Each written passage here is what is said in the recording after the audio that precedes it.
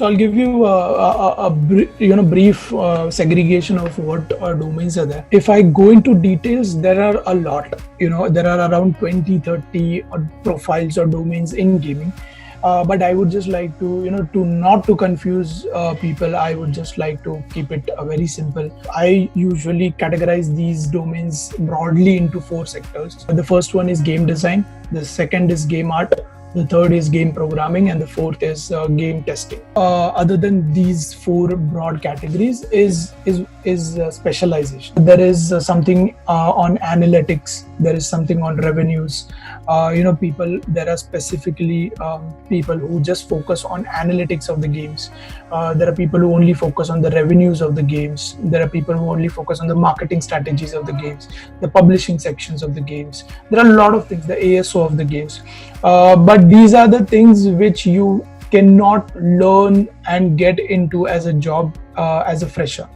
You need to start with these domains and then build that expertise and maybe then get into these sections, because these are like experienced profiles. Unless and until you don't know the dynamics of how the game works, how the monetization is done, and how the analytics work, you cannot go to that level where you can handle analytics or revenues or ASOs of the game. So broadly, these are the 4 things. I'll start with the first one, which is game design. I'll tell you what your game designer does. Game designer, if you compare it with the movie industry, is a writer of a movie. So his game designer is basically a writer of a game who writes characters, who writes stories behind those characters, who writes how the game will flow, what are the win scenario, what are the lose scenarios. Everything is just documented. This guy only writes stuff. That's it. He never uses any kind of tools to create art assets or something. People get confused between a game designer and a graphic designer. They are completely different. Game designer does not make any kind of artwork, but he writes about those characters or those art assets. Okay. So that's game designer. The important skills maybe, you should be very, very good in communication. You should be good in visualization. You should be good in documentation, because documentation is important because you think about a game. And that's in your head, but you need to be very, very fluent in putting your game from your head onto the paper so that everybody reads that document and understands what the game is all about. That's why your writing skills, your documentation skills should be good. The communication skills is because you need to convey it to the team. You need to consistently talk to the artists, the programmers, the testers about what your vision of a game is. So you continuously have to communicate with these people. The third thing is visualization, which is obviously thinking about the game, thinking about the concept and a lot of aspects of the game. So these are the 3 main skills in a game designer's profile. Also, you don't need any kind of qualification for that. You just need to have these skills. For an interview or any kind of stuff, you just have to dissect. If you just dissect a game and show it to the interviewer, it's kind of helpful for you. In game art, game artist basically makes the artwork. So whatever things that a game designer writes in a game, all those art assets that you see, the visual stuff, the 3D models, the 2D art assets, the animations, everything, those things are created by the artists.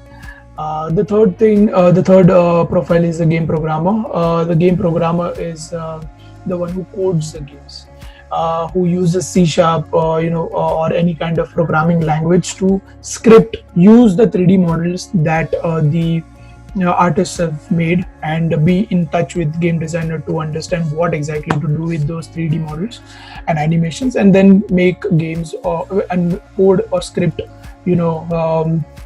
whatever is needed according to the game designer's vision. To be a game programmer, you would need some background on computer science, some background on programming. It's not necessary as such. There are people who are not even 12th passed, but they also are game programmers right now, because they have good logical analytical skills. They know how to code.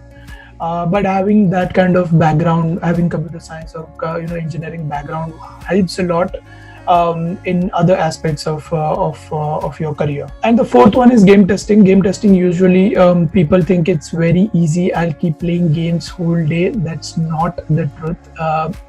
Game testing is not as easy as it looks like. As a game tester, what you end up doing a lot of times is you end up playing the worst level that you don't like or hate for 2000 times, because you need to figure out what's wrong with that game. Is there any kind of bug in it, error, or doing regression or functional testing onto that particular level. So you need to be very patient with that. The second thing is you need to have a very detailed eye on whatever you're doing, because what happens a lot of times is you end up finding a bug, and you might have done 7-8 different steps to reach that bug. You report that bug to the programmer to sort it out, but to sort that bug out, you need to tell the programmer exactly the same steps that you took to bring that bug out. So that is why you need to have a very detailed eye on what you're doing, how you're testing the game. So the other skill that I am talking about is we usually refer as reproduction of bugs. You should be able to reproduce your bugs, reproduce the bugs that you find. So these are the 4 main domains in gaming in India. And these are all generic. Okay, if you go outside India, if you go to the Western countries, just in game designing section, there are 10 different sections that you can specialize in. So you can be a game designer, you can be a level designer, you can be a gameplay designer. There are 10 different sub career options in Western countries, because these are bigger gaming companies who focus on specialization.